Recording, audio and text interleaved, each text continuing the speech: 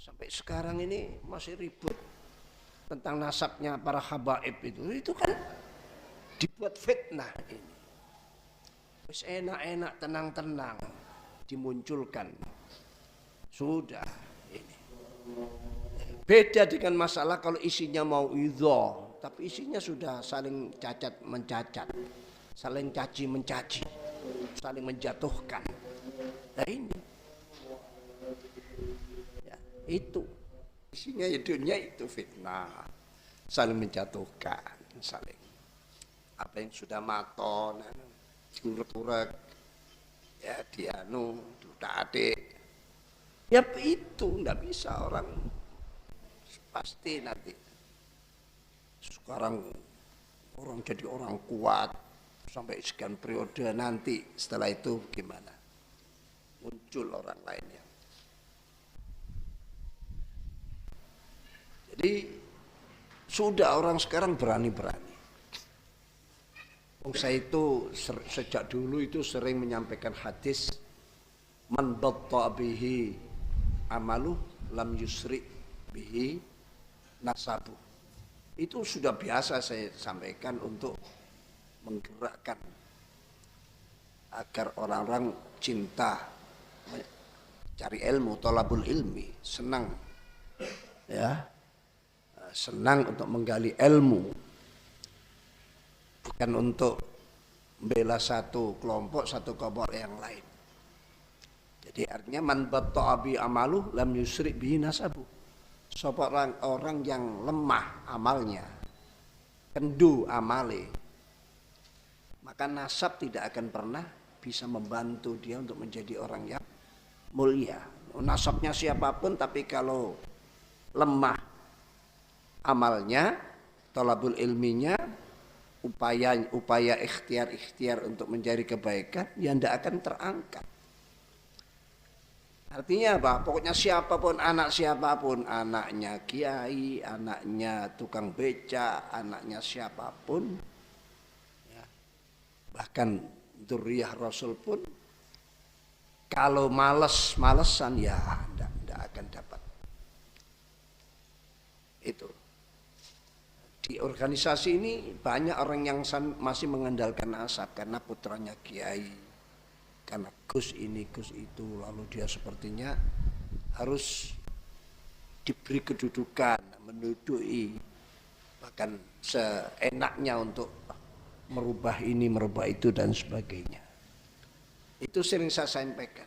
Loh, saya ngomong gitu itu di saat rame-rame masalah polemik habaib. Itu ada sebuah video petilan dari isi saya menyampaikan, dianggap saya membela kelompok yang anti Habib. Ya, seperti man batabihi hadis man batabihi amalu lam yusbiku, dianggap saya nyindir atau apa. Padahal tujuannya untuk menyemangati. Ya ini zamannya. Siapa yang merasa aman? Tidak ada. Kedudukan kiai pun seharusnya dia tidak aman. Kedudukan apapun di dunia seharusnya dia tidak merasa aman. Sehingga dia jungkungnya kepada Allah, ta'alluqnya kepada Allah lebih kuat. Karena tidak pernah aman dia. Kalau saya sih tidak bela sana, tidak. Cuma kalau ketemu Habib sudah Habib. Yang penting panjenengan taqwallah, pasti tidak akan berubah. Orang takzim, cinta pada habaib, kan nilai takwanya sebetulnya yang bukan habibnya. Nilai takwa, ya Habib ada nilai, tapi takwanya ini yang menentukan. Bagi kelompok yang ini, ya kalau tujuannya adalah penggalian ilmiah, ya, untuk menggali. Karena ini dalam tataran ilmiah, mencari NASA, akhirnya buka kitab-kitab yang lama-lama, ya kan pasti ketemu kalau ilmiah. Tapi syaratnya jangan ada caci maki, jangan ada menjatuhkan. Kan bagus kalau nemu ini kok nasabnya menurut saya putus, datanglah ke dibuat mudzakarah di situ, gimana ini anak.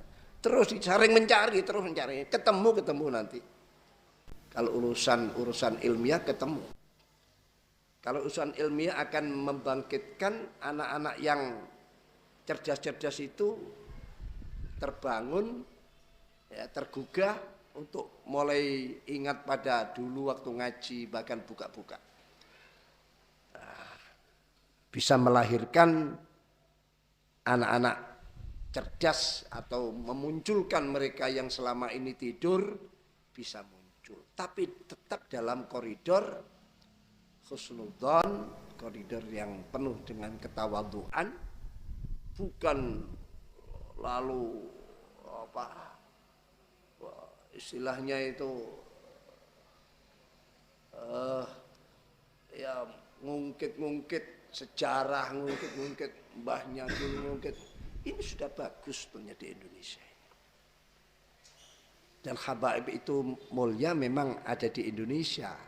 Bukan berarti di luar Indonesia tidak mulia.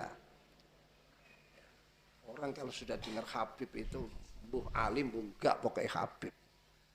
Apalagi serbannya 7 tumpuan. Wah, sudah apapun akan diberikan. Dulu sering saya itu didatangi orang yang suka-suka ngaku Habib. Saya marahi. Karena ini orang ini hanya ngendel-ngendel bukan karena. Tapi kalau ada Habib yang baik, ya saya muliakan. Sama saja dengan yang lain. Gus kan sama dengan Gus, siapa gelar-gelar yang di luar Jawa ini atau di Jawa Barat banyak gelar-gelar yang begitu, semua nilai akhlak dan prakteknya.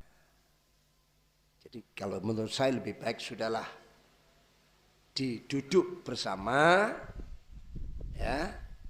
Kalau belum ketemu, ya cari sampai ketemu, pasti ketemu kalau itu dasarnya ilmiah, pasti nanti ketemu. Dasarnya ilmiah. Apalagi jasanya ulama Yaman itu luar biasa ke Indonesia. Tanpa ulama Yaman kita mungkin tidak mengenal ilmu. Kitab-kitab besar, terutama Kutubul Al-Fiqih, ya Syafi'i, itu karena jasa-jasa besar dari para ulama Yaman. Assalamualaikum warahmatullahi wabarakatuh. Itulah tadi pernyataan daripada Rois Am PBNU yang menjelaskan tentang polemik yang sangat masih diperbincangkan oleh masyarakat Indonesia, khususnya itu di kalangan religius, di mana banyak sekali poin yang kita dapatkan dari pernyataan nasihat Rois Am PBNU K.J. Miftahul Ahyar. Semoga beliau sudah diberikan kesehatan, panjang umur, selalu diberkahi, amin ya rabbal alamin. Jadi beliau itu menyampaikan bahwa kemuliaan itu bukan pada nasab, namun kemudian itu terletak dengan sebuah ilmu. Sehingga di sini beliau itu menyarankan kita ketika ini masalah ilmiah itu bisa dicari, masih bisa dicari, pasti ketemu. Kata beliau, suruh bangkit daripada kebodohan. Salah satu yang pernah dijelaskan oleh Kiai Haji Imam Ibaduddin bahwa ayo kita bangkit untuk apa? Untuk menghilangkan daripada penjajahan atau perbudakan yang ada di sekarang ini. Salah satunya itu kita ini sering diperbudak dengan nasab. Mereka itu mengeluarkan doktrin-doktrin kita sehingga kita ini merasa apa gitu, tidak berpegang teguh pada yang memang yang tulen-tulen benar gitu. Kemudian yang kedua, bahwa di zaman sekarang ini sudah saatnya untuk bangkit daripada doktrin-doktrin yang telah diberikan oleh oknum Habib. Karena ini sudah keterlaluan sekali. Oknum Habib